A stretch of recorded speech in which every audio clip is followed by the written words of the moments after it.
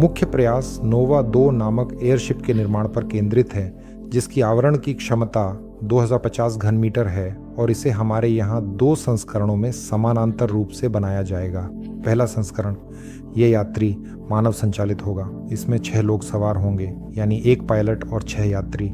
इसका मुख्य उद्देश्य फिर भी पर्यटन है, यानी हवा से दर्शनीय स्थलों की सैर कराना। ये निवेशकों के लिए भी दिलचस्प हो सकता है। वे आ सकते हैं, देख सकते हैं और खुद यात्री के रूप में इस यान में उड़ान भरने का अनुभव ले सकते हैं। और बिना पायलट वाले संस्करण में इसे एक परिवहन एयरशिप के प्रोटोटाइप के रूप में बनाया जाएगा, जिस पर हम माल ढुलाई से जुड़े मुख्य सवालों पर काम करना चाहते हैं।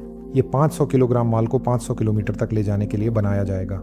इसमें वे सभी मुख्य प्रक्रियाएं आजमाई जा सकेंगी जो इसके लिए आवश्यक हैं। कम ऊंचाई वाली मूरिंग, मस्त से बांधना, माल उतारना, माल लादना, उड़ान भरना, स्वचालित उड़ान भरना, स्वचालित मूरिंग करना, इन सभी प्रक्रियाओं को हम पहले ही ड्रोन पर आजमाना शुरू कर रहे हैं।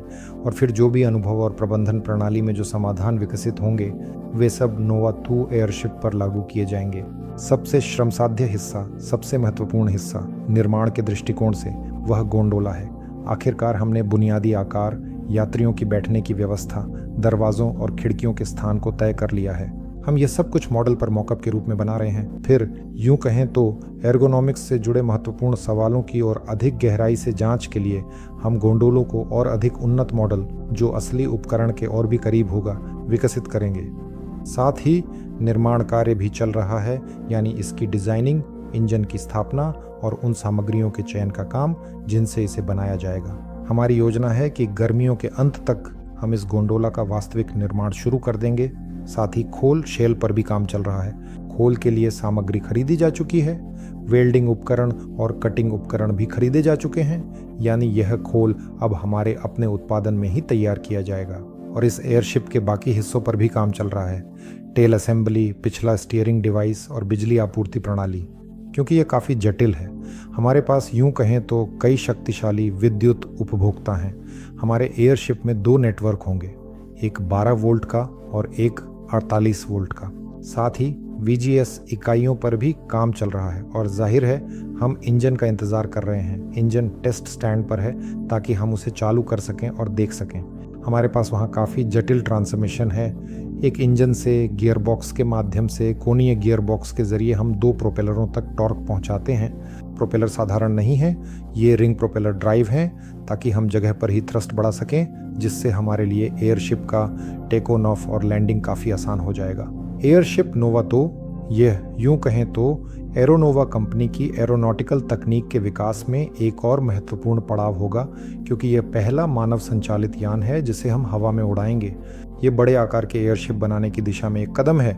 नोवा 8 जिसमें 19 सीटें होंगी और नोवा 35 जो एक कठोर ढांचे वाला एयरशिप होगा। तो हम इसी दिशा में आगे बढ़ रहे हैं, बड़े और सुंदर एयरशिप बनाने की ओर।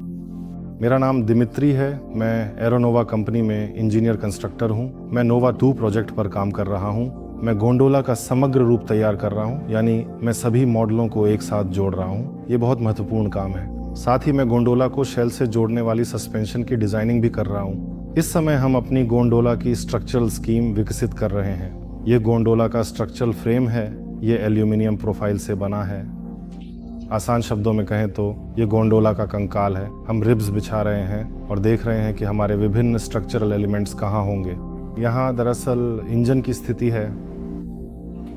इसके आगे और भी सीटें लगेंगी, एक और सीटों की कतार। और असल में इसी वजह से हमें समझना होगा कि क्या हम ऊपर से पहुंच सकते हैं या नहीं। इसीलिए हम इंजन का फोम से मॉडल बना रहे हैं और हम इसे अपनी गोंडोला के मॉडल में रखेंगे ताकि यह समझ सकें कि इसे सबसे अच्छे तरीके से कैसे मेंटेन किया जाए। मेरा नाम त्यूरिन विताली इवानोविच है।